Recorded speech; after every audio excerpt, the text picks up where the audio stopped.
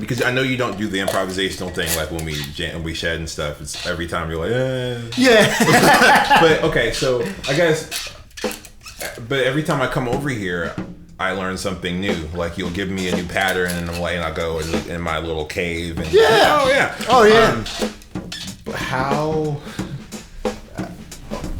How quickly does that become language? Like the parts that you create, or do you even view it as language whenever you're trying to write songs? Oh man, that's good. Because it doesn't, like, to me it's sort of like any sort of part that I'll come across, whether it's like a lick or even boiled down to just like a basic rudiment. Mm-hmm. I'll try to think of it in the most simplistic terms and then try to expand on that as much as I can. So like Joe, when we had Joe over and he showed us like and we were messing around with like the 666 thing, that's something that's just 3 different stickings of a 6. Yeah. And then that's the way my mind works. It's like if I can just have something simple to expand on and then go from there, then maybe it turns into its own thing. Sure. After a certain point. But Right. Yeah.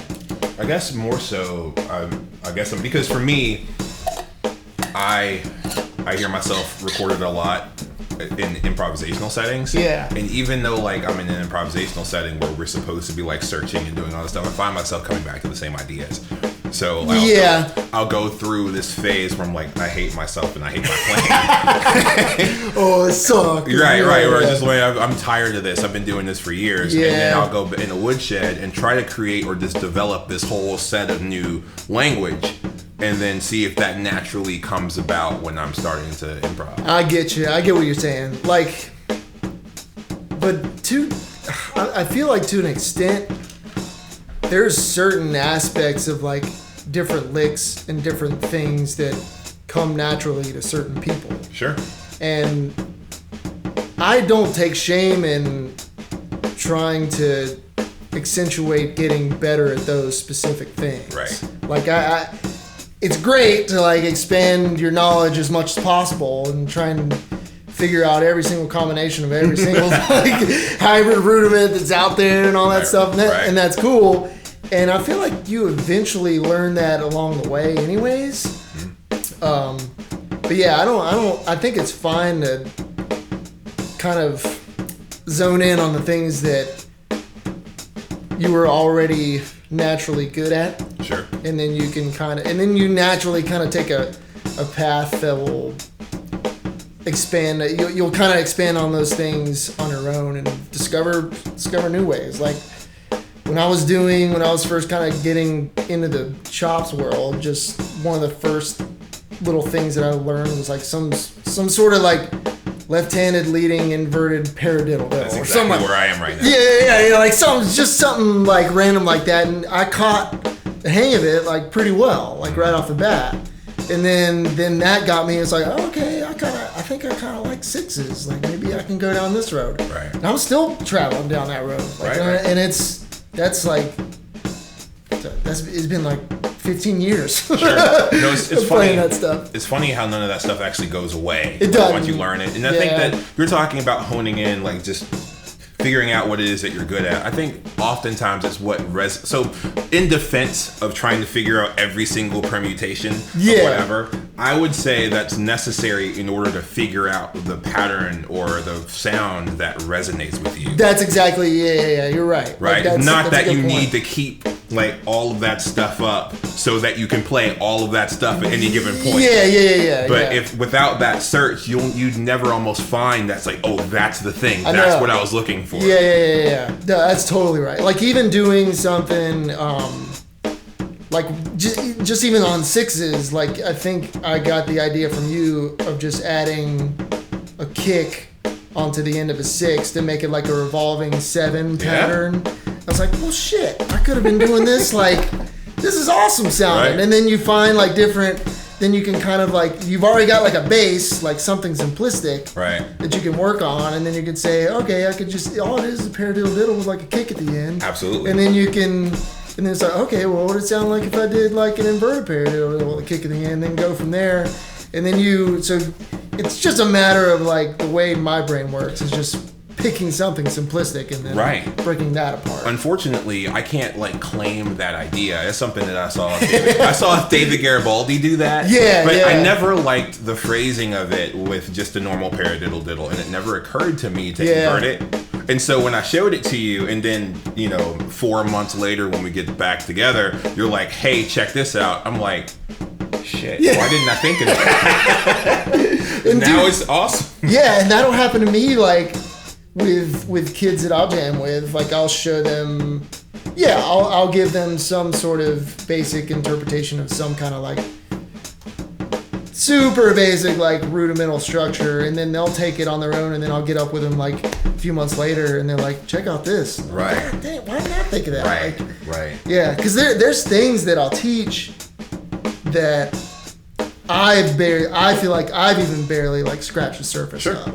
So it's kind of cool to like give people like a template, and then they can like just see where they take it. Yeah, like, because so your students start to become these tiny little science experiments. You almost have to play like a hypocrite because you know exactly what you should be practicing, but you don't always practice it. And then when they own it, you're like, well, man, now I really have to practice. Because I can't have my student play this better than I know. So, that's happened to me because, we prioritize certain things and we can't practice everything all the time. Yeah. Oh, I know, exactly. It's impossible. So. Like, you just can't do... It's endless as far as, like, the stuff that you can go over. Like, it just never ends. Dude. Sure. Yeah. I think that I don't know. I used to practice a ton of polyrhythmic ideas. Yeah. And I still do, but I found that I've started to have a reputation for that. Yeah. Like in my tiny little circle. Yeah. And then I was like, holy shit, is most of my playing, am I just working on this? Am I becoming this sort of, is my box becoming smaller without me knowing? Yeah. Or because I need to learn how does this apply to jazz? How does this apply to rock? How does this apply to prog? So how do you... I'm getting somewhere. I apologize. No. Well, does that... I mean, do you think that's a bad thing? I don't. But what it's made me realize is that I think more so it's important for you to realize the way that you learn and maximize like all of the areas that you can. So, for instance, and I think that you're really good at this, like that same septuplet, 7-note, whatever. Like, can you make that into a groove? Do you know how to play that off of a backbeat? Do you know where that's going to resolve? For me, can I do that in a pop setting or like a backbeat setting? Can I also play the same phrase in jazz and play it convincingly? Do we come up with all-purpose language that we can apply across the board, or is it just this one sort of specialty, like a novelty thing? I think that's the trick, because like if I try to, let's say like I have someone that I'm doing lessons with, and I know what kind of style player they are, whatever rudiment that we're working on or whatever pattern, I'll try to morph that into a way that sees that, or so that it's conducive to the kind of style that they play. So it's like, say I'm jamming with just like a thrash drummer or something like that. It's like, yeah, you could actually use this like 6 thing with like a thrash fill, like a something like that. Like that's a very like basic example of it, but it's useful to do that. Like it's useful to take those weird things that you've done and figure it out. Like that dude, that 7 fill you posted a long time ago. It's still sick though. Like just taking like odd time stickings, but then fitting them in a 4 structure. Like that's super useful. Like in multiple different genres. Because most of the time we play in 4/4. Yeah, exactly. So it's one of those things. It's like, okay, this is how you take that language and put it into something. And I think that's a good trait to have for sure, man. I just feel like, and I wonder about that too. Like you got to think of dudes like Bozio. Like, do you think he feels that way? Like, I mean, you look at that guy and he's like the master of polymetric stuff. Like, do you think he wanted to go down that road, or just realize like, oh, I kind of got a thing for this. Like, I'm not bad. I'm definitely not a mind reader. But if he's anything like me and like why I like that kind of stuff, I think it's more like curiosity, man. He's like, I know, dude. He sees a landscape of unexplored territory, and then before he knows it, he's so far off the deep end that he's like, oh, well, I have to make something here. Yeah. So you have all those compositions, and you have this specialist in this one zone that, I mean, nobody else can do the stuff that he does. That's true. Like, he kind of carved his own little niche in the drumming world. I don't think that we do that on purpose. I think we just follow our passion, and then I think so too. We end up there. Yeah, like it's kind of a part of just building your own musical identity. Like, I feel like that's kind of the end game as a drummer. Like, if you can do that, like if someone can put on a record and you don't know who, and they don't tell you who's playing drums, but you can figure out who it is just by hearing them. That's pretty cool. I think it's cooler if you can do that now, like through the, I don't mean to make I'm gonna say something controversial, through the sterilization of modern recording techniques. Because there are a lot of things that obfuscate what a drummer's sound is these days, and Big time. And so if things aren't recorded like more raw for a reason, those tones come through, and you're like, oh, that sounds like a mat snare or whatever. You are reduced to just listening to the ideas themselves. Yeah, I agree. Like, it's kind of, and I think that the sound production wise, I think things are going to come back around. Like, everything kind of revolves in cycles. Like, now we're still in this very compressed, highly processed sort of drum sound and overall production anyways. But eventually it's going to come back to the whole raw thing again. That's the same thing that happened. Like, you had the natural raw tones in the 60s, 70s, and the 80s came, and like every hair band was doing like, shotgun sounding snare. Everything was like sound replace, whatever. And then 90s came, and they wanted the drums to sound like John Bonham, Led Zeppelin, all that stuff. And now we're back into like the processed phase, and I think it'll come back around for sure. Do you think that because it seems to me that that's a bigger trend in media, specifically more of this whole like meta experience thing? Like, I think that you could, I don't mean to go into philosophical route, but I'm thinking I watch Joe Rogan. I don't care, dude. I'm thinking a lot about memes lately. Yeah. I'm thinking about like, not just memes as in like the things that you see, but kind of like abstracted ideas that are apart from their original source. Yeah. So reality TV. You could almost think about anything that sounds natural, it having more of a reality TV element to it, because concerts don't sound like records. There was a time where they used to. Yeah. Now we're trying to make things sound natural. Yeah. Right? Just like TV is trying to make things look natural. It's not actual real people. Everyone is highly aware that like there might be a loose plot, but everybody knows the camera is there. And they're trying, and it subverts itself with all of that cheesy close-ups and the editing and that weird music at like a side glance, almost like a soap opera type of thing. Totally. But it's also supposed to be real. Yeah. Right. Yeah. So I see a connection with that type of thing and musical production. Dude, that's a good parallel. Holy shit. Yeah, that's good. Because it's true. It's like, and I've got a buddy that used to be on one of those kind of like reality shows, and it's like, yeah, dude, most of it's scripted. Like, it's just, that's how it is. But yeah, they're portraying that image of it not being scripted. Like, it's this real organic thing, and they're just following things people around with cameras. Sure. But that's true though, man. That's a good parallel. But it's interesting because it's like things are sounding so good. Even when you go see like a live band too, they're playing, and it's the sound is coming from their instruments. But even the way that we've been able to make live sound good is pretty crazy. Like, it's so freaky, man. So I wonder. mean, is there going to be like a Moore's Law or something where it's just like we get to a point where it's like, this is it, we're done. Like we've gotten as good as it's going to get, man. I don't know. I think that like it really just depends. I mean, there's that whole AI tip where, you know, AI could start learning how to make songs and then for the most part, you know, write us out of the equation. Yeah.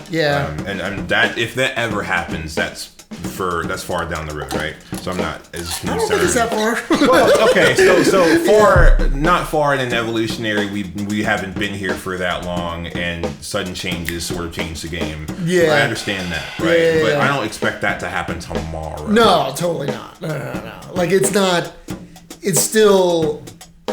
I feel like within my lifetime, though, we're gonna see something. I mean, we're already like when you think of computer plugins and stuff like that, like they're gonna, I feel like as far as editing and tracking and recording, yeah, AI is gonna be a big player in that. Just as far as like recording a band and whatever, it's gonna automatically know. I mean, in a sense, we kind of already have that with like presets and things with plugins. Unfortunately, and I'm guilty of this, we have that now. There are auto mixed things out there. Yeah. So I don't mean to plug stuff, but not my thing. It's just, somebody's not giving me money to talk about the product. But so Isotope makes Neutron and Ozone, and both of those have those auto mix functions. And it's not necessarily like blending the instruments and adding reverb and all that stuff, but it's giving you sort of a ballpark EQ balance, compression balance, all of that stuff, and it's telling you what instrument it's more than likely listening to. Yeah, see, and think about that. We're already at that point now. 10 years from now, where are we going to be? Right.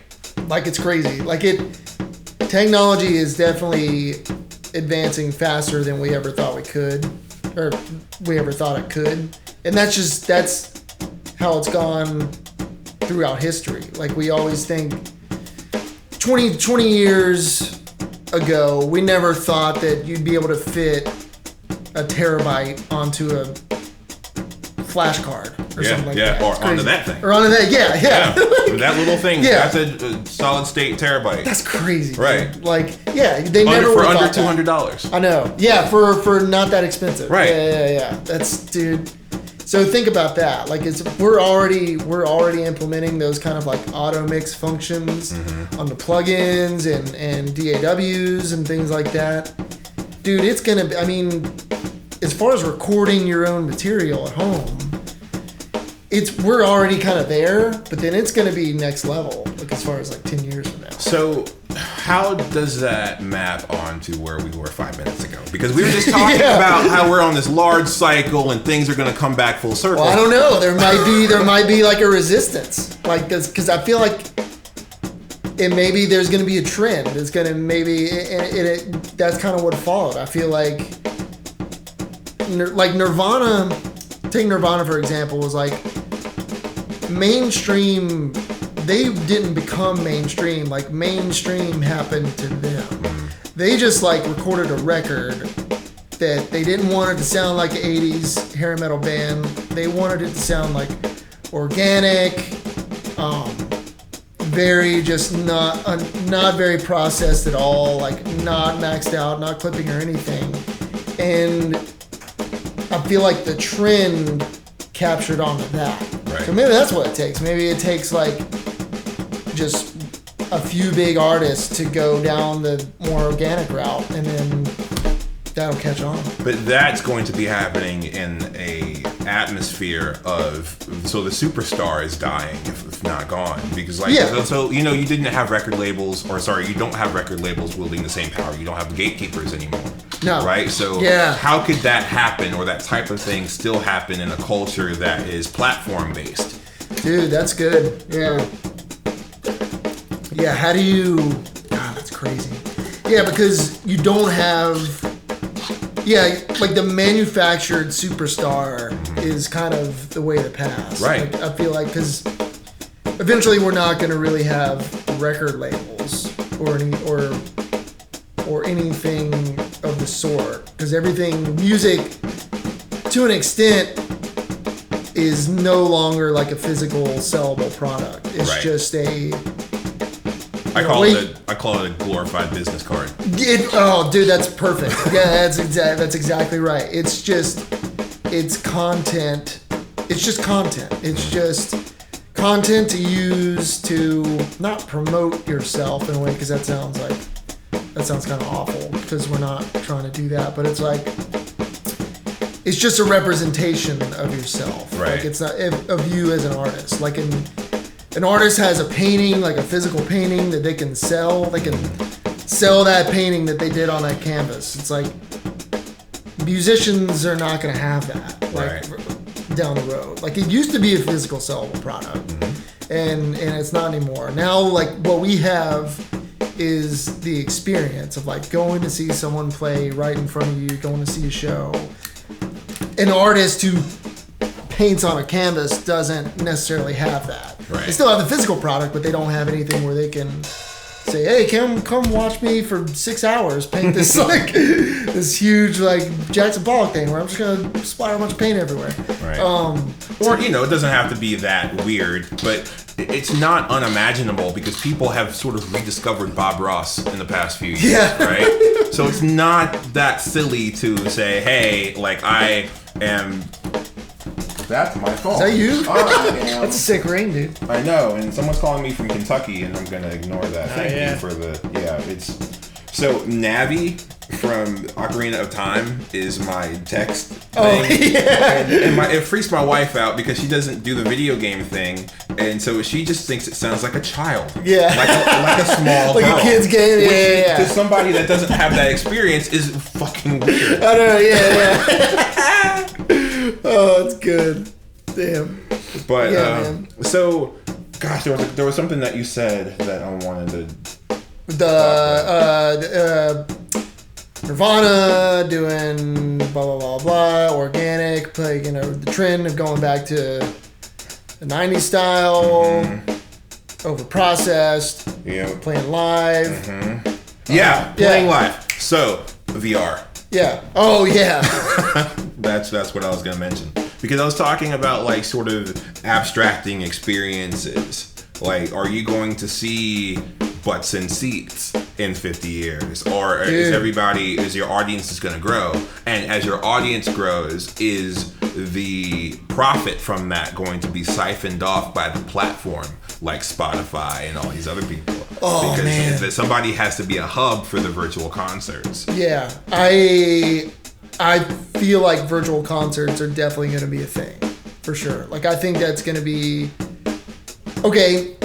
For example, like that, like in Fortnite, they had that Marshmallow DJ dude did like a virtual concert within the game.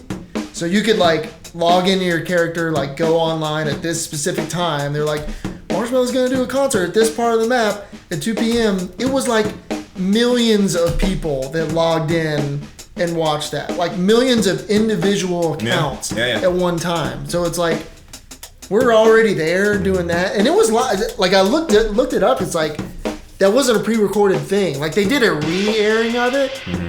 But he was like, no, I did that. He was like, I did that live, like Epic Studios. Like, we did it all in real time, this, that, and the other.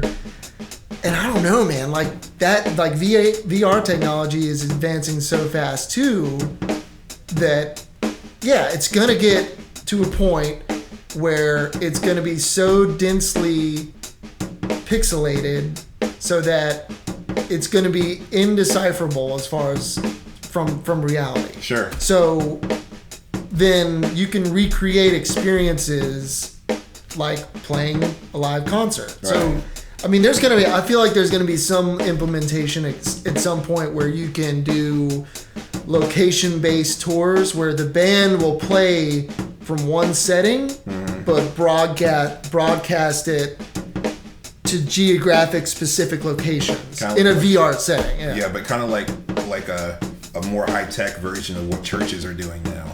Yeah, dude. Oh, yeah. Because they do, a lot of them are doing that. Like, they'll do a broadcast for like a certain, like a West Coast church will do a broadcast to like a certain specific area or a certain, I don't know, would you say like a certain IP or something, or yeah, and so the same guy will preach, but I've heard it go so far as they have like synchronized watches, and they'll play the same song with like separate bands at each campus, but they'll synchronize those bands to do those songs at that time, and then they all end at the same time. Yeah. Oh, that's insane. I mean, it sounds crazy, but sounds scary. It does sound scary, but it's gonna be a question of like how we are able to, I don't want to say monetize on that technology, right. but in a sense, I kind of do want to say that, like to make it fair for the actual players, like the musicians. Yeah, because it's going to have to be platform based, like I was saying earlier. And so that's another middleman that, and you know, what are you going to have? I mean, whatever the equivalent of spins are, and you're only going to get like a fraction of a percent per like person that chimes in or you know, comes to see it. Yeah. Like or are things going to go down like the donation based thing, like you have with Twitch and stuff like that, where it's kind of cool. Like I'll surf on there every once in a while, and there's musicians that go on there from everything from like violin players, piano players, a lot of drummers are on there, and it's cool. Like it's they're putting on a performance, like a show, and you can choose to donate to that or not. So, but if you have, they're doing it in such high volume to so many people that even if only a fraction of people donate, it's still not a bad like income as far as like them keeping it pretty consistent with what a normal musician makes, I guess. Sure. But yeah, it's interesting to see how where it's gonna get to, man. Like I wonder that. I wonder if there is some sort of perceived value that, despite what the economy says, people just have of the arts. And if, you know, and if there's like, it'll always equal that thing, no matter if you go to like a bar in your town or if you're watching like Twitch, that band would still make that money specifically if they're relatively low name. And I wonder if there's just an average, and even after, let's say there is a VR platform that drives the price down, there's that workaround that people start to kind of do things on their own, and then it just equals out to what it was before. That's why I think, like, especially in the States, like we don't have any sort of, I mean, it's very small as far as like the funding for anything arts related, but we're kind of at that crossroads where it's getting kind of dangerous as far as technology goes concerning entertainment, because we're going to get to a point where it's like there's got to be some sort of incentivization for people to come out to a show, because what happens is it's like if concerts go away and everything's just going to be digital VR, it's like, well, then I'm not going to travel to Charlotte to see a show, and then I'm not going to go eat at a restaurant that's in Charlotte, and then I'm not going to stay overnight in a hotel, this, that, and the other. So you're automatically taking away any sort of fiscal income that's going to help develop that area. So it's weird. Like, that's why I feel like governments should kind of get involved as far as arts funding goes. There has to be some sort of measure of value when it comes to the arts, because you have a lot of people. It's hard to describe. It's one of those things where if there's what is it called? I can't remember. So there's these nodes of like connectivity with like a system, and so like arts isn't something that is vital to the system, or else it would be like, but it takes the value of that system down, because you, like you're saying, you're not looking at the big picture. Yeah. Even with like thought. But let's go back to something that you said before. That was a very, very bad thing. No. But so you said art, and then you interchangeably said entertainment. Yeah. That's dangerous right there. I draw a distinction. Yeah. Because I think that, okay, for the fiscal thing, entertainment is the way to go. but I find value, I guess, being an artist, quote,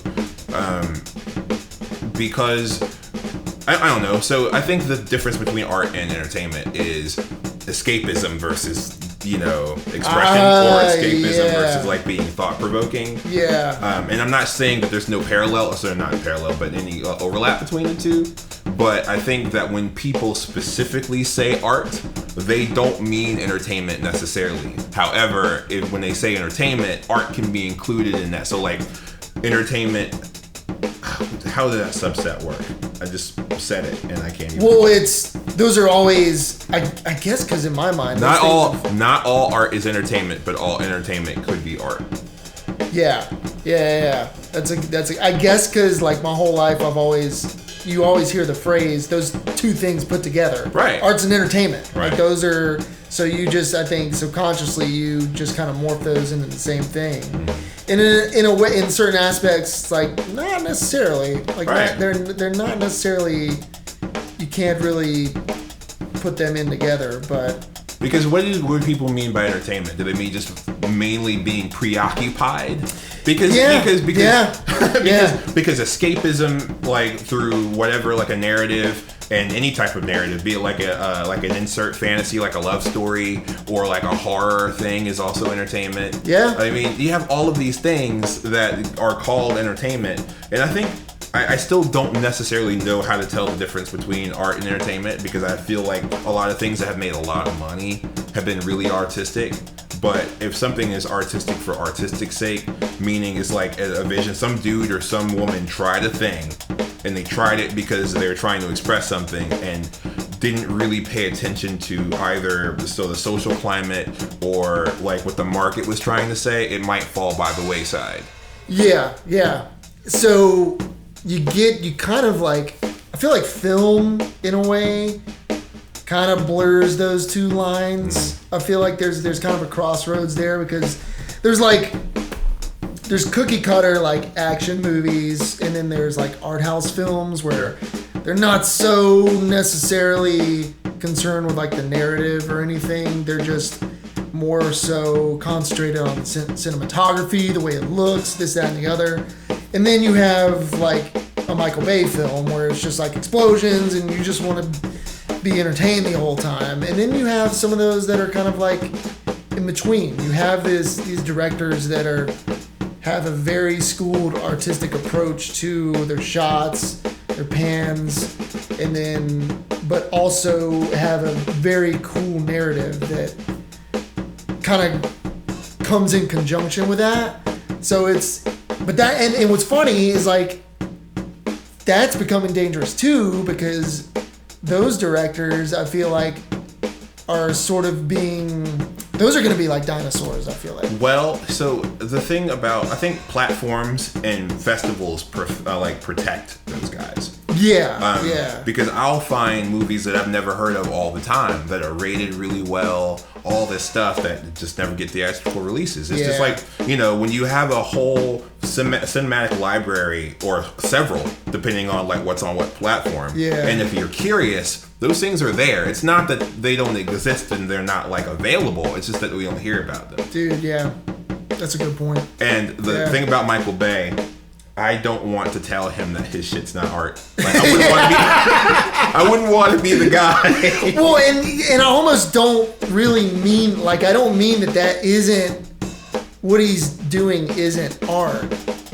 But if you compare that to, like, I don't know, like a Scorsese film or like a Terrence Malick film or something like that, yeah, you would notice a difference. It's like, this guy's definitely, Terry Malick's definitely going for something here artistically. It's like, this feels like this guy just wants to do a bunch of explosions and stuff like that. But maybe that's like, to sort of round this all out, because I do want to play a little bit.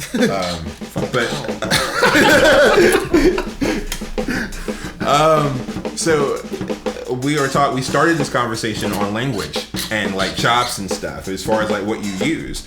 And you know, if you look back at all of his films, he definitely has his own film language. He has all his movies look a certain way. Yeah. He uses the same like rotating, like lifting camera motions. Yeah. Like he definitely has a vibe, and he has these tricks that sort of follow him. Like, do you think that he ever looks at his films and just sees it like all and is like in the montage of his life, he has learned at least he's learned very few things from like Bad Boys to Teenage Mutant Ninja Turtles. Yeah, damn, dude, that's good because he's found his niche, like in that world, and he's just expanded on it. Sure. Like that's become his sort of language. I feel like, and like you could say that with, and you could say the same thing with like Fincher's films too. Like Fincher, you could look at Seven, and then you can watch Mindhunter,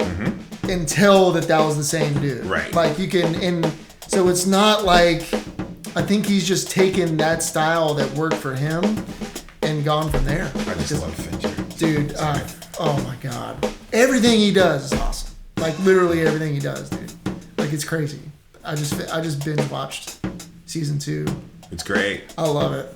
I love that show, man. Like that's like the perfect guy to direct that kind of a show too. Right. Because it's very like Zodiac-esque. Sure. And Zodiac is one of those movies that kind of went sort of under the radar. It did a little. But I loved it, dude. Yeah, it's great, and it doesn't have any child molesters that we know of. Yeah.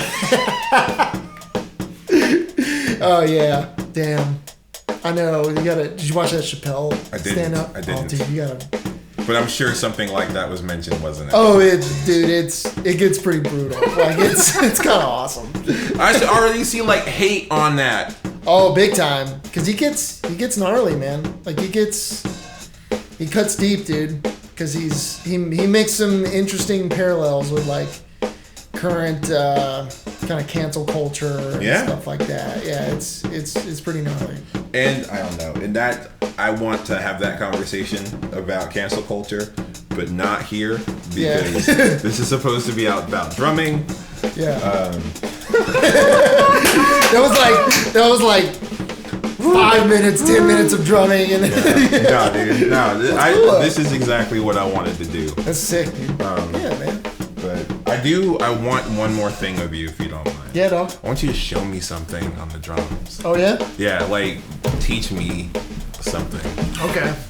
And I don't know how to do the miking with the voice and the kit. I mean, I could yell it. You could yell it. All right, then I'm gonna stop this thing.